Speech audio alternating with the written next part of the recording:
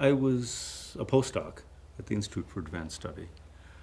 And there were these suggestions of things you might do in the summer. And one of them was come to Aspen, which I had vaguely heard of the city, but not, Aspen wasn't as famous then. So I came. Actually, I think that was 75. And this was the year that, to save on housing, some people were out at Snowmass. So we were out at Snowmass in some condos. There was no bus service at the time. So you had every day you had to drive in, and if you were married, your spouse had to drive you in and then take the car, which they presumably wanted. Came in and had physics here, which really was very good. Particularly the interaction. I mean, this was really a way, I think, particularly then for postdocs to become part of the physics community, meeting a whole variety of people from many places.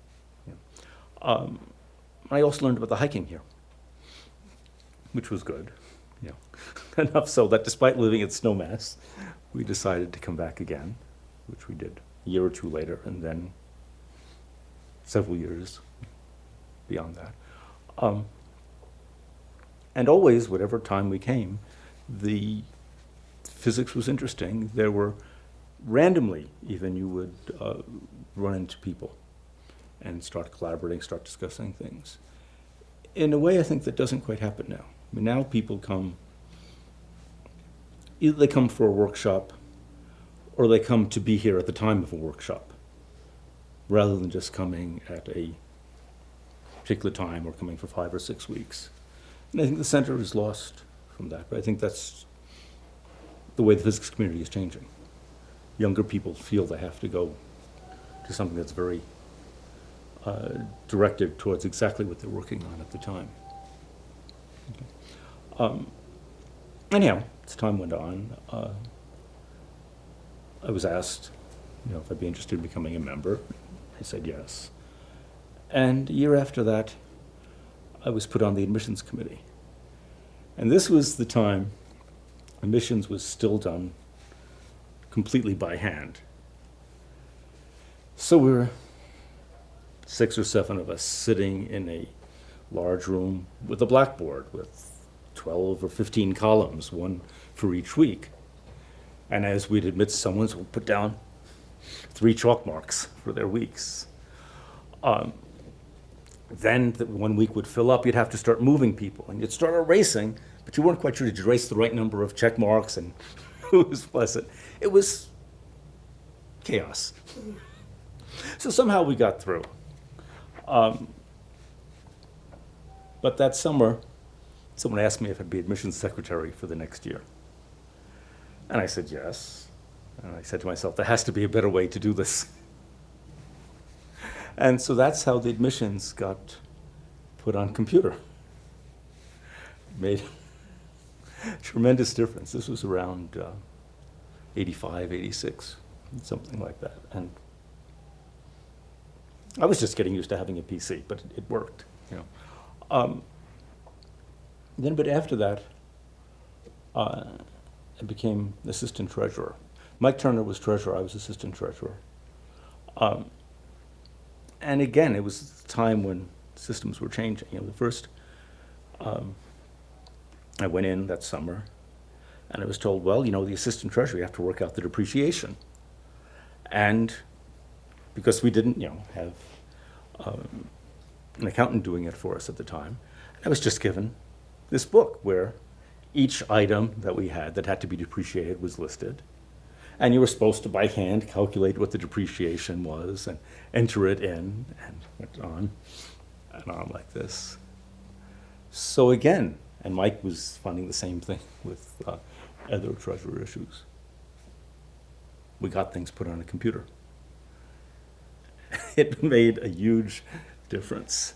But it still was a stage then where many more things were done by physicists than by staff, dealing with the granting agencies, not just in sending a proposal in, but actually getting the money. I tell my friends I'm one of the few people I know who's gotten money from the NSF. Being on the phone with the NSF, getting them to deposit the check into our bank account. And this sort of thing, I think, has disappeared from the center. Now the much more is done by the staff in a more professional fashion. It's to some extent, I think, changed the way the physicists interact. People are very much involved in the scientific aspects, in programmed admissions, things we very definitely, we clearly want the scientific input. Less so in the all the details of managing the center, which I think may change how it evolves in the future. I think in the past it was very useful bringing people together somewhat randomly. And people say high-energy physicists, but not people who were all working on exactly the same problem. It wasn't a conference. Getting interactions going, or even not necessarily collaborations, but just conversations, questions, suggestions, in a way that didn't happen in many other places. There aren't many places, sometimes the national labs, but generally not many places where physicists from many places will come together and not attend a conference, but be at the same place, working on their own things, but talking to each other about what they're doing. This still happens here, but I think it happens less.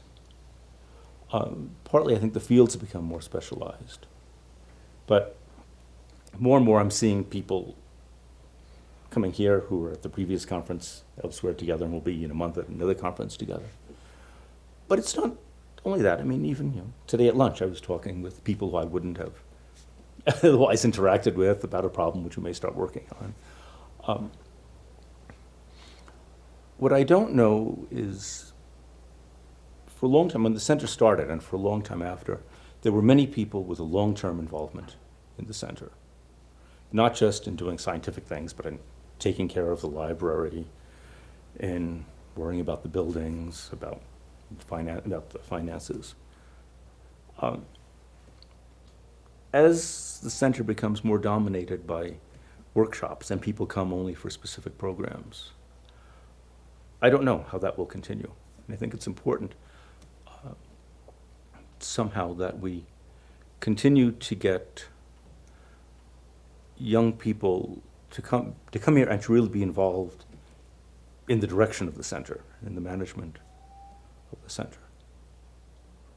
And it needs to be figured out how to do that. In the 70s, when I first started coming into the early 80s,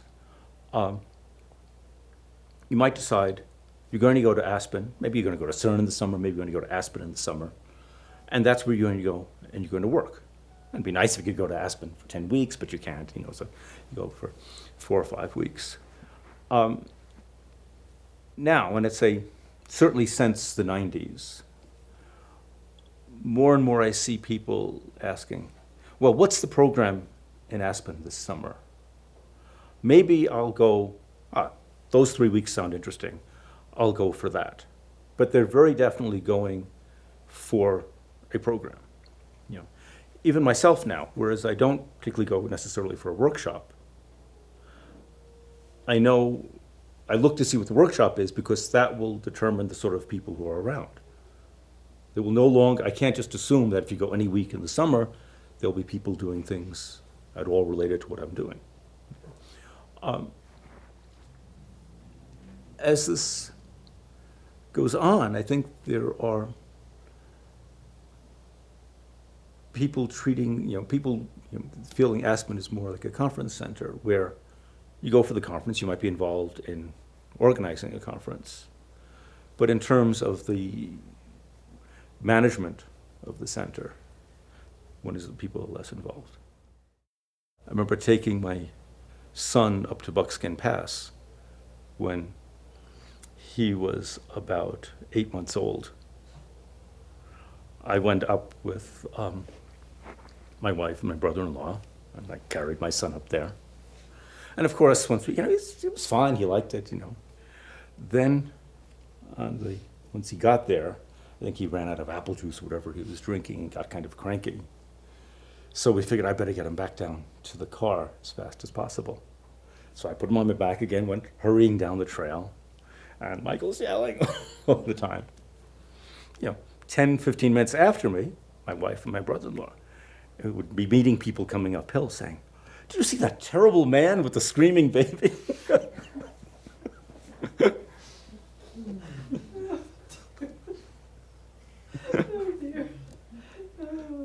But of course, as the kids get older, finally they actually like hiking. I mean, I've certainly had papers that came out of collaborations that began here.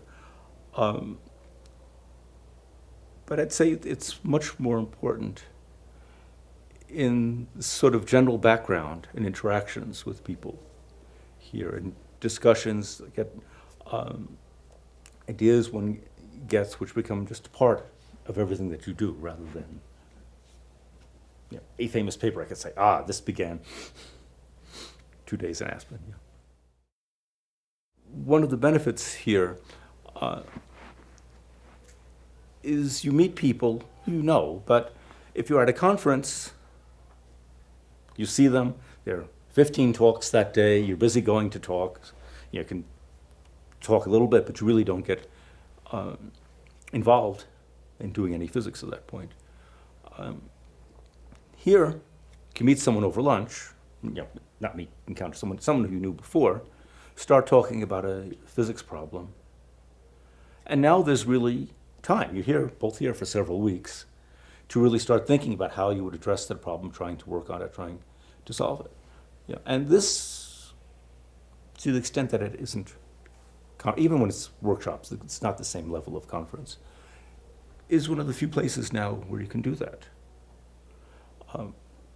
There are fewer and fewer places where people just gather in the summer rather than go to hear some very definite set of talks. I can remember meeting here to vote on borrowing money for the new building, which I was very worried about. I said, there's no way we're going to be able to raise that much money. I remember flying into Aspen the day before for the trustees meeting and suddenly realized at least half the board was convinced they could do it. I was afraid that was the end of this place. But in fact, we were persuaded. We borrowed the money and it worked. Oh, and they raised the $3 million that was needed to build the new building. Mike Turner and I flew in together we were both at Fermilab that summer for the meeting, and we both, I was worried. My recollection is that Michael was worried. Then I talked to Pierre Ramon, who was treasurer, and he seemed convinced. I thought Pierre was the last hope of sanity. But in fact, it worked. We have a new building.